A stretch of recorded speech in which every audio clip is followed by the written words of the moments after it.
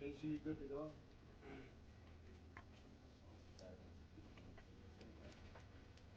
Good afternoon, everyone.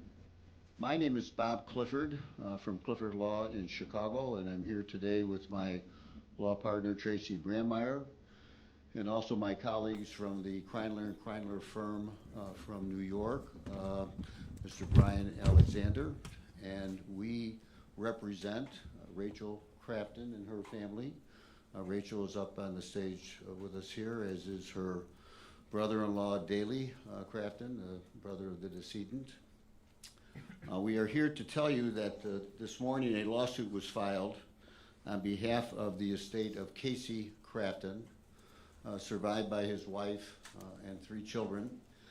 Casey perished in the crash of American Eagle plane 5342 here in Washington on January 29, 2025. That crash is still being investigated, of course, by the authorities. And because of the litigation that will now unfold and be pursued, the families will seek the answers to the very questions that they have. They will be seeking the accountability that they are owed, and they will ultimately be seeking the legacy that they are owed, that are their loved ones, to make sure that a disaster like this never occurs again, either here in Washington or anywhere in America. The crash of American Eagle 5342 was predictable, it was preventable, and caused the needless loss of 67 lives on that fateful evening. In the lawsuit today, the first named defendant is American Airlines, operating as a regional carrier with PSA, along with the United States of America. The complaint, which is on file and is now publicly available, is 110 pages long.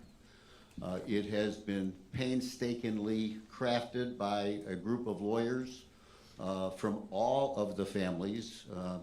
The normal practice in a case like this is that the court will encourage all of the counsel for the various families to get together and get organized and act as one, because this is a consolidated event. Why and how everything occurred is common to everyone on that plane, but each and every family's damages are different. So in this first lawsuit filed in the federal district court for here in Washington in the District of Columbia will serve as a guiding complaint for the rest of the families to follow.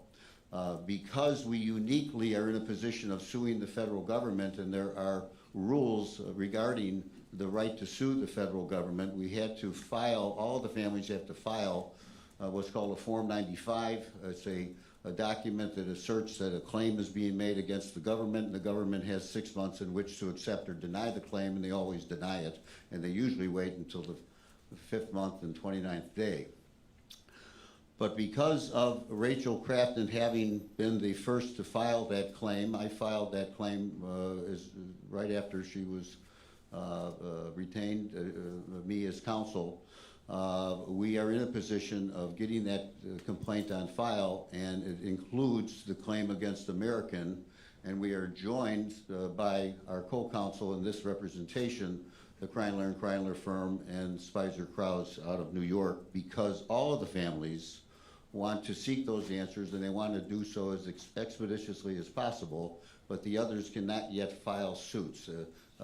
When they do, they'll file them in the federal court, presumably, and the court will consolidate these cases together for the litigation discovery that will unfold. We sued American Airlines and PSA because they are the common carrier that was entrusted with the responsibility to provide the care and safety at the highest degree possible for the traveling public. A common carrier has a duty. It's not just a duty to avoid negligence. Operators of a motor vehicle can't run through a red light. Operators of a commercial aircraft cannot run through yellow lights. And they ran blatantly for years, many red lights here, by allowing these planes to operate in the navigable space at DCA, knowing that there was massive congestion, that there was a massive intersection between military traffic regarding runways that were unique and required special training that they failed to provide to their pilots. The complaint against American is set out in a way that emphasizes their responsibility. All of you are familiar, of course, with the recent hearings that were conducted here in Washington by the NTSB investigating this crash. That investigation is focused on the probable cause of what happened that day. But that investigation is not as wide in scope as is necessary for the families to fully understand what American knew, when they knew it, and what they could have done to prevent it. And it is known that American had the ability, because of their notice of near misses, a massive number of near misses, that they nevertheless allowed their customers to be exposed to the dangers associated with those near misses, even though they sought additional gates, they sought additional landings and takeoffs, and they did everything possible to maximize their ability to shuttle passengers in and out of that airport. So there is that focus in the complaint on the fact that there's a corporate negligence and accountability that existed for a long time before that fateful night. Then the complaint does complain about and focuses on the conduct of the pilots that evening. And I know it's tough for some people to hear, but I assure you that all the lawyers associated with this case have consulted with experts of the highest caliber, integrity, and credibility who do in fact have things to say about the performance of the pilots that night that could have prevented this disaster. Whether it was associated between accepting the runway that they used, or it was associated with the 19 seconds that they had to respond to the alerts about traffic that, to the best of our knowledge from the record, were not responded to at all, and that, we believe, is a responsibility that they had that night. And I say that with all due respect to the fact that those people lost their lives as well. But had the Army done what it was supposed to do, had the FAA done what it was supposed to do, none of this would happen. And that's where, if you look in the body of the complaint, we turn to the FAA and we talk about the fact that the FAA, allowed this environment to exist, knowing that there was massive congestion and these number of near misses. We turned to the FAA and their responsibility to properly provide air traffic control that was not fully provided and properly provided on that evening. And so you'll find, folks, if you review that complaint, that the records are replete with information that had people paid attention to it, people who were entrusted with the safe passage of the passengers on that flight, the 60 passengers, plus the 4 crew, plus the 3 individuals in the helicopter. This disaster, these 67 souls would never have lost their lives that evening. I would like to take the time to introduce you to Mr. Daley Grafton. Mr. Daley Grafton is the brother of Casey. Daley has been known to many of you already, and he would like to respond to a couple of the questions he's already received, and also to supply some remarks for you today. Daley? Thank you, Bob. My name is Daley Grafton. Hello, good afternoon. Brother of Casey Grafton, I would like to share the following remarks on behalf of my sister-in-law, Rachel Grafton, Casey's wife of 16 years and mother of their 3 sons.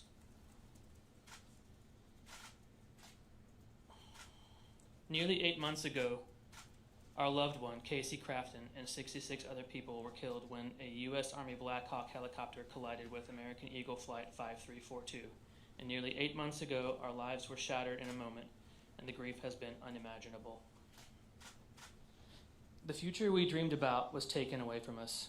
Casey was a devoted father and husband, and we built a beautiful life together. He was a loving brother, a supportive son, a committed employee, a selfless friend, and he made everyone around him feel valued and respected. The world was a better place because he was in it. Because of this avoidable tragedy, my young sons and I have to go through life without the love, support, guidance, and laughter Casey gave to us on a daily basis. I'm left to raise our sons alone, and these days, weeks, and months have been unbearable as grief weighs heavily over every moment that should have been a celebration with Casey. His entire career was in the aviation industry, first as an aviation mechanic, and then as a technical service manager, and he was very dedicated to bettering himself and the systems he worked within. His honesty, attention to detail, and standard of safety was second to none, yet because of systemic failures and reckless disregard for safety, his life, along with 66 others, was taken. Casey was betrayed by the system he trusted. We all were. As his wife, I cannot stand by and allow his life to be lost in vain. Today we are taking legal action because the accountability of American Airlines, PSA Airlines, and the Army and FAA is the only way to ensure this never happens again and no other families have to live with the pain we have to endure each day without Casey.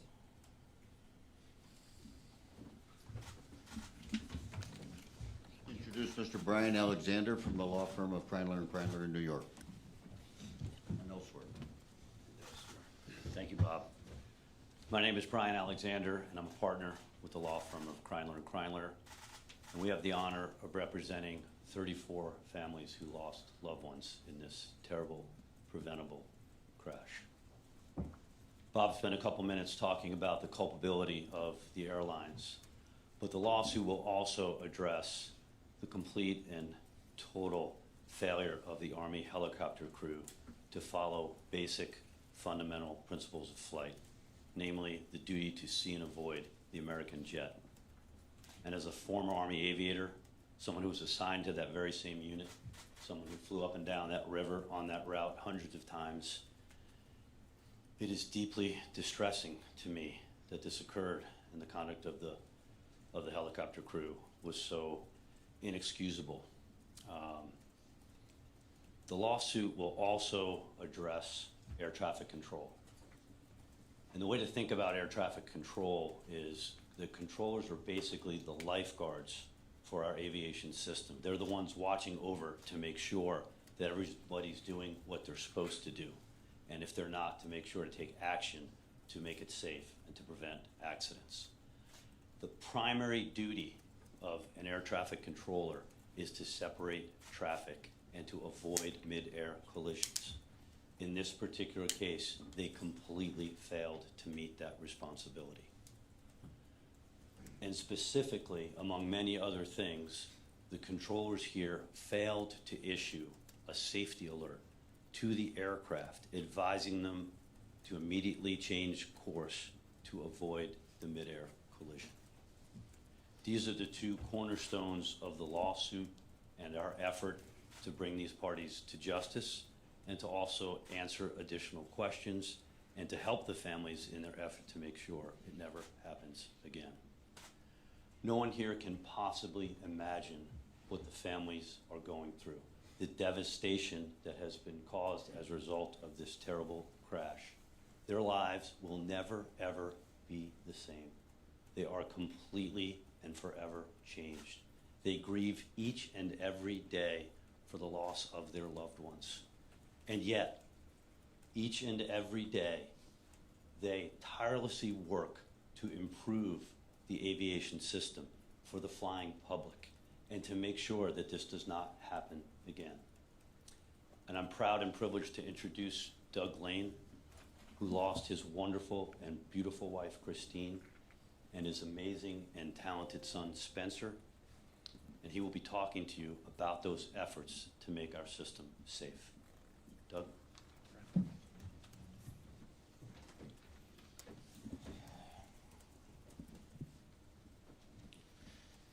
While today is about Casey Grafton and his beautiful family, I, along with a number of other family members affected by this collision, are here to deliver the message that the Grafton family are not on this journey alone. Over 120 of us that were affected by this tragedy have banded together to become something both beautiful and powerful. We've supported each other through birthdays, anniversaries, holidays, weddings that were planned but never held, Little League and figure skating seasons that started with missing coaches, missing competitors, and missing parents in the stands. We've also turned our grief into action. We've collaborated with Congress on critical air safety reforms. We've secured a much-needed set of oversight investigations into the FAA, and we will not rest until similar investigations are underway into the U.S. Army. And we'll bring that same level of passion and relentlessness as we seek accountability and change through the legal process. Many of us have been asked whether we dread the idea of rehashing the worst days of our lives in court. Our answer today is clear. We're ready. Nothing will help our healing process more than seeing the negligence, bureaucracy run amok, and the instances of putting corporate profits over public safety on full display. And we are here to see this process through, however long it takes, to ensure that our family members have a lasting legacy that makes the world safer for everyone who flies. Thank you.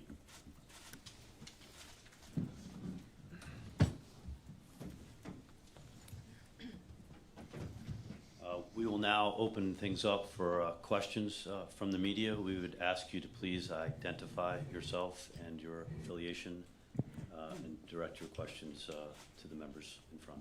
Thank you.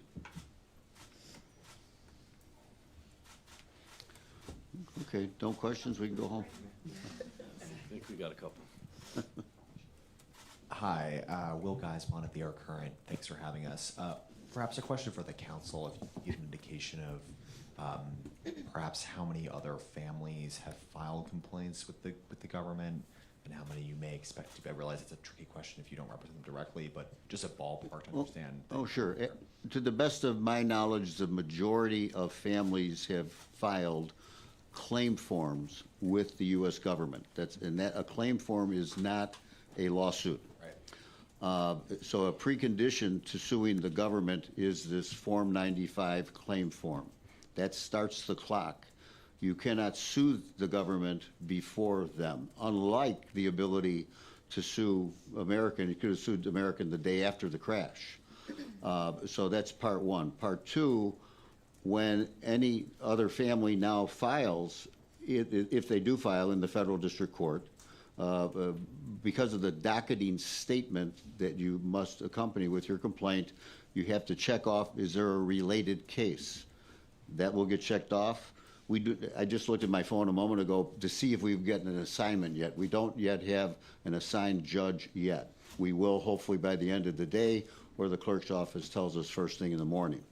Once that docketing statement for a new filing does take place, routinely the clerk's office would send that lawsuit to that judge, and then as many more come in and the same process unfolds, the judge at some juncture, she will decide, he will decide whether to consolidate them into one proceeding, which would likely be the case. So for an example, I currently serve as lead counsel for all the families against Boeing in the crash of Ethiopian Airlines Flight 302 in March of 2019.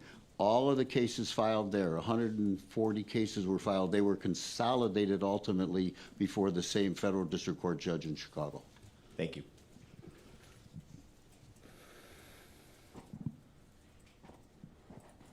I'm Vinay Simlat with Nexstar. You mentioned that you thought that American Airlines and PSA didn't provide adequate training or special training to the pilots on approach to DCA.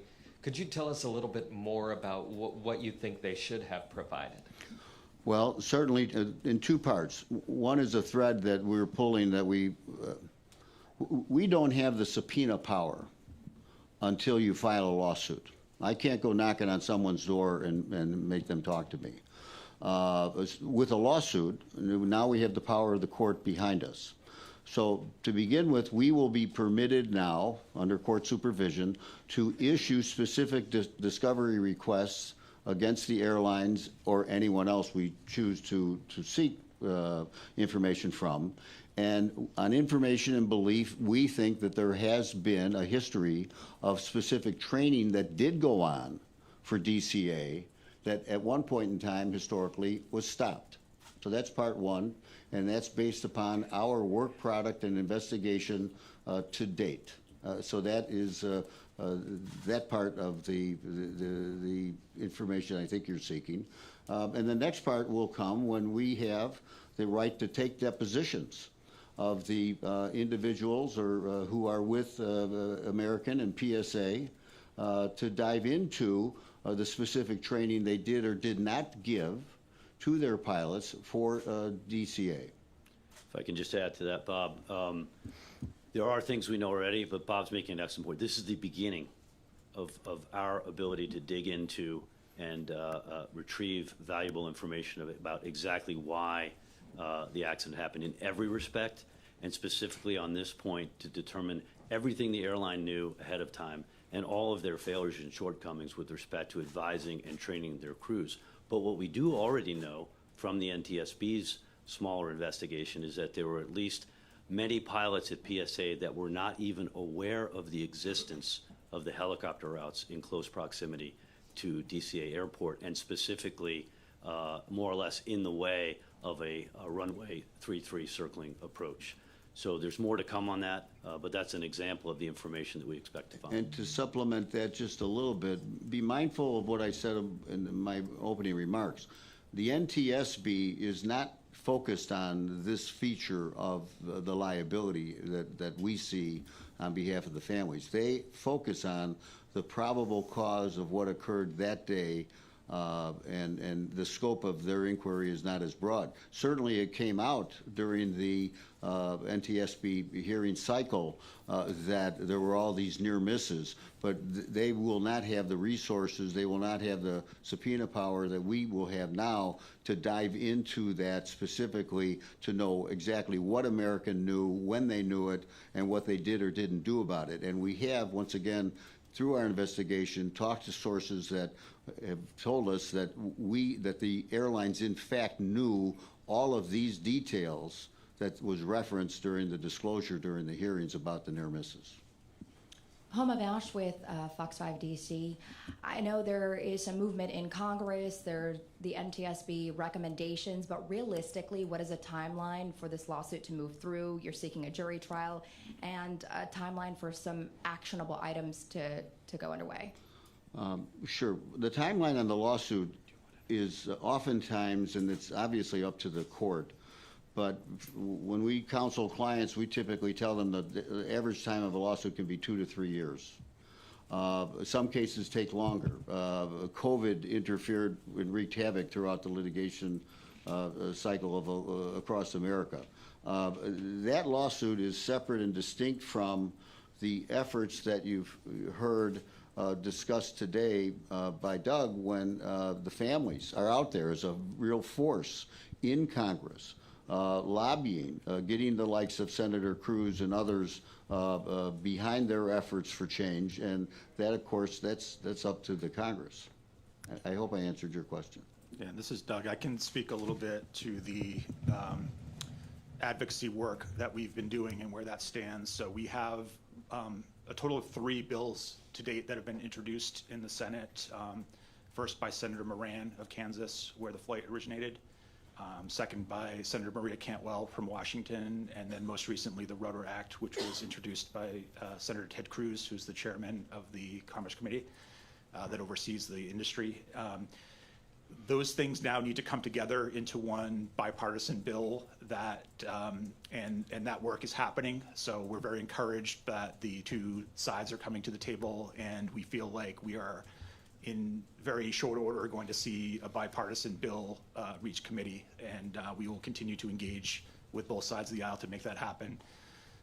In parallel, we've also worked with some of the appropriations committees to add language to both the Transportation, Housing, and Urban Development Appropriations Bill and the National Defense Authorization Act to advance some of our priorities that way. So we have a lot of different threads that we're pulling, and we will continue to push for those. We also continue to engage with the executive branch, with Secretary Duffy and his team, Administrator Bedford, and most recently we've now begun an active dialogue with the U.S. Army as well. So we will keep fighting on those avenues in parallel to our work on the legal action. Tom Rousey with WJLA here in D.C. Just wanted to two-part question. One, just wanted to clarify what you're announcing today, although you said there could be consolidation later. This is one lawsuit representing 34 families, correct? No, this is one lawsuit representing one family. Okay, so it's just for one family. That's correct. As Bob explained earlier, all of the other notices of claim that are required under the Federal Tort Claims Act have or will be filed. They're almost all filed at this point, and depending on the lapse of the 6-month required notice period, subsequent suits will be filed. Many of those are becoming ripe in the next coming days and weeks and months, so you can expect to see all the lawsuits filed probably by the end of the year or shortly thereafter. Okay. Sorry, I was a little unclear on that. Thank you. Yeah. And then just part two is, what specifically are you demanding in this lawsuit? I know you said you want accountability. I mean, are you demanding changes by the government? Are you demanding monetary damages, both? In a lawsuit like this, the end result will ultimately be a monetary award to the family, reached either by settlement or trial. Remember that under federal law, a case against the government is tried before the court. It's a non-jury trial before a federal judge. Here you have the case coupled with a case against commercial operators, and that is the right to trial by jury, and our complaint does ask for a jury trial. What normally would occur in practice is that the federal judge, if there is a trial, will have the jury hear all of the evidence, and the jury's decision on monetary damages will apply to the case against the airlines, and he or she will take the jury's decision as advisory to herself about what the award should be against the government. And it's only one award, ultimately. It's a combined award, It's not multiple jury verdicts, but it's a joint award, but it's the judge who decides what the number will be. And then finally, as it relates to change, I mentioned in my remarks legacy. You've heard Mr. Lane talk about the legislative efforts. In our space, there's a concept about graveyard justice, that here you have this terrible, awful thing has happened, and you would hope that sensible, responsible corporate citizens would take the steps necessary to improve safety around that airport, and there are others in our country, by the way, with similar issues. And so that's the change that comes about, hopefully, when you have these good people who are willing to sit in front of you, the very last place any of them want to be today, and let the message go out that their family members didn't die in vain. And hopefully the power in Congress will listen to their message, will enact laws that force change so that the likes of the FAA, the likes of the C-suite in corporate America in terms of airlines, will be meaningfully responsible in making it a safer country for aviation safety.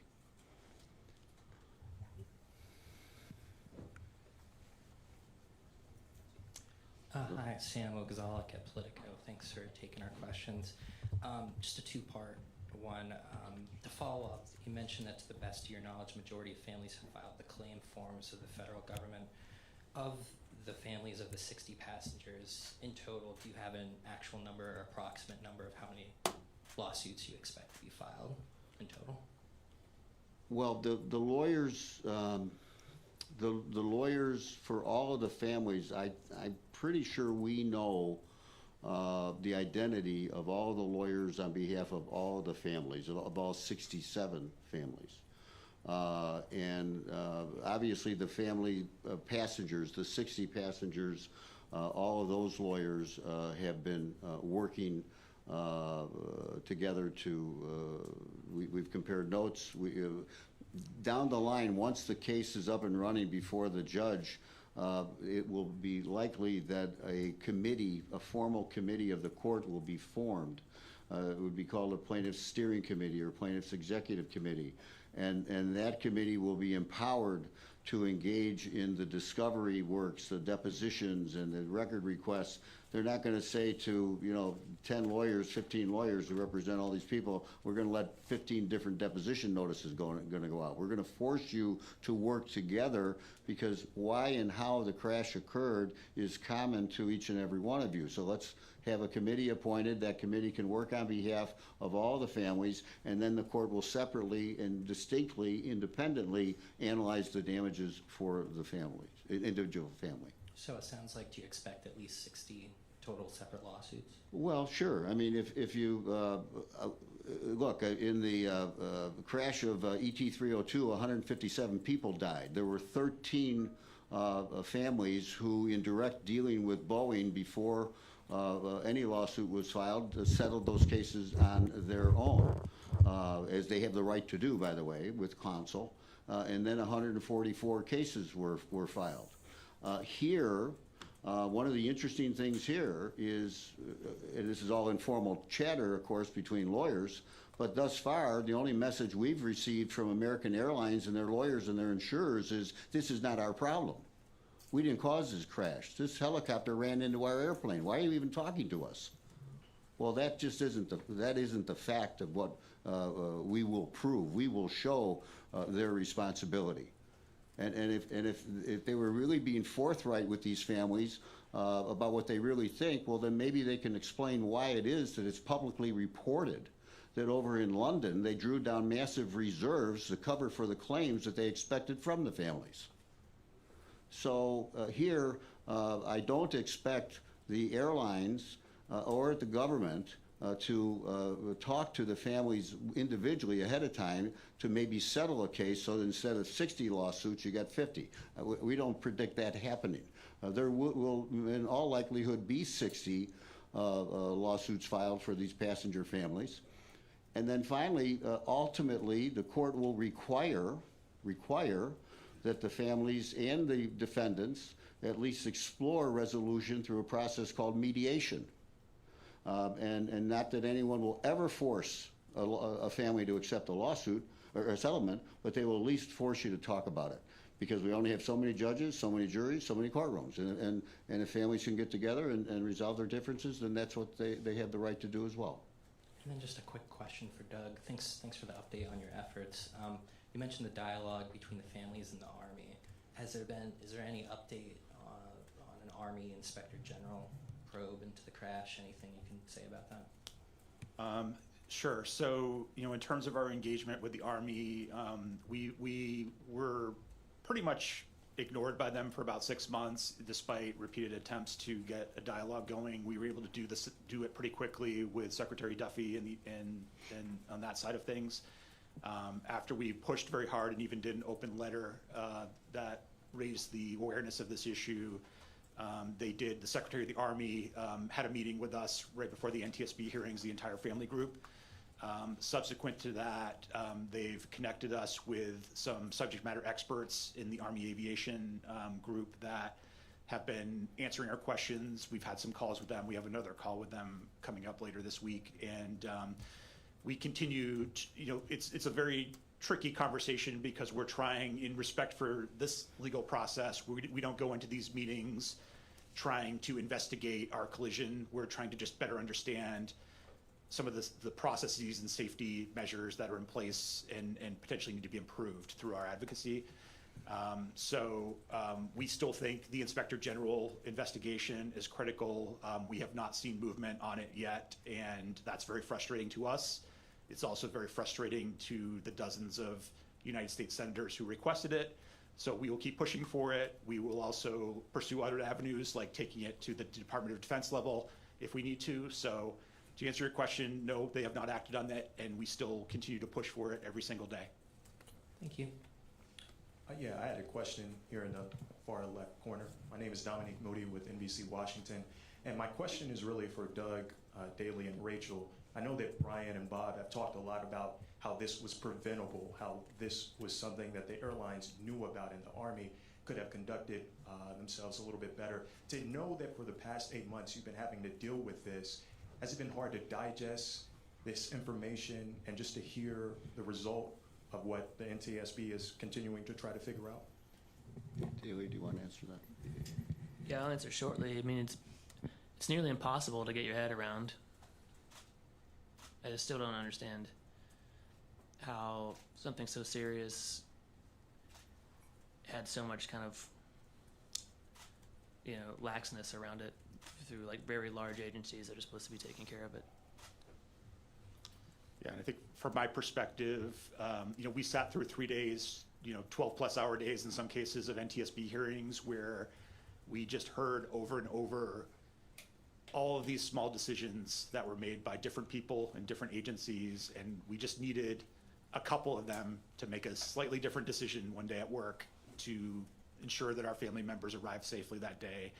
And that was very difficult. It wasn't like, one big mistake. It was a perfect storm of, whether it was negligence or whether it was just, people, kind of having an off day or whatever the case was. That was very difficult. And I think, when it comes to, it's honestly been, I think from early on, and certainly in the hearings, it was very clear that the Army and the FAA were going to be held to account for this. But the lack of attention on the airlines it's been a point of frustration for me. And I kind of, if you look at, the 15,000 plus near misses over a few years that the NTSB reported in their preliminary report, and you look at the volume of flights that American Airlines has in and out of that airport every single day, I kind of liken it to imagine you put your child on a school bus every day and 3 times a week, the cement truck runs a stop sign and almost, crashed into the bus.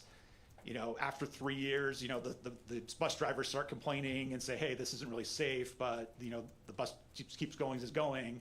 When that day comes where the cement truck hits your kid and your kid dies, don't you blame the bus company a little bit for the fact that they had this ongoing risk and didn't do anything about it? And that's how I feel about the airline, where, they were in a situation that they shouldn't have been in, but they have a duty to crunch numbers, look at data, and be proactive about preventing things like this from ever happening. Appreciate you. And just off of that, this is Jeff Saperstone with NBC Boston. Wanted to ask any of you up there, just based off of Doug's answer there, why do you think the airlines haven't been the focus of this investigation up until this lawsuit? Bob, if I can start to address that. I think, this is pretty common. The NTSB has done a very good job out of the gate in a very short period of time to focus on some very obvious, as I referred to, sort of cornerstones of the day of negligence with respect to the pilot conduct on the helicopter crew, and with that lack of providing a safety alert, among other things, by the air traffic controller. I think they just, as many people did initially, viewed the crew of the American Eagle Flight 5342 as, on a relative basis, less culpable because they were listening to ATC's directions and so forth and so on. But the reality is, and this is true of every case, the deeper that we dig, the more we learn. And that's one of the purposes of the lawsuit. I mentioned answers before, in addition to accountability. We first need to understand all of the information that the corporate defendant, the airlines, had, so that they could and should have made different decisions, to include the simple choice, which they could have done, to prohibit circling approaches to runway 33 at night, given all of the circumstances and the dangers that now are so quite obviously dangerous to us, and we can appreciate that as pilot and lay people, but this is information they knew all along and could have simply prevented and stopped. So we will continue to get those answers. We'll continue to get the evidence, and I think that's something that the NTSB, in their desire to get things addressed quickly, which they did not focus upon.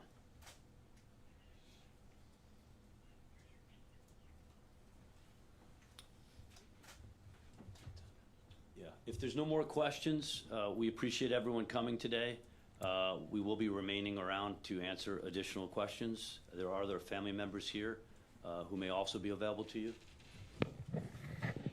And if you all wouldn't mind, we do have some other families here who have brought photos of their loved ones and are prepared to offer a photo opportunity if anybody is interested. Thank you. Thank you. Thank you very much.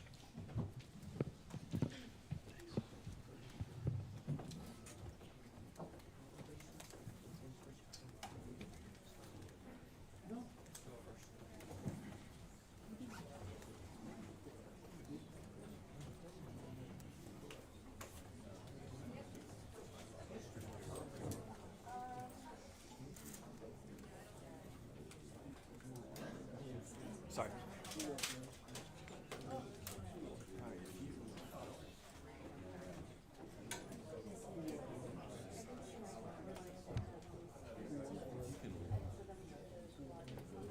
The stuff when you get a chance. Yeah. And we'll just go ahead and start putting it together.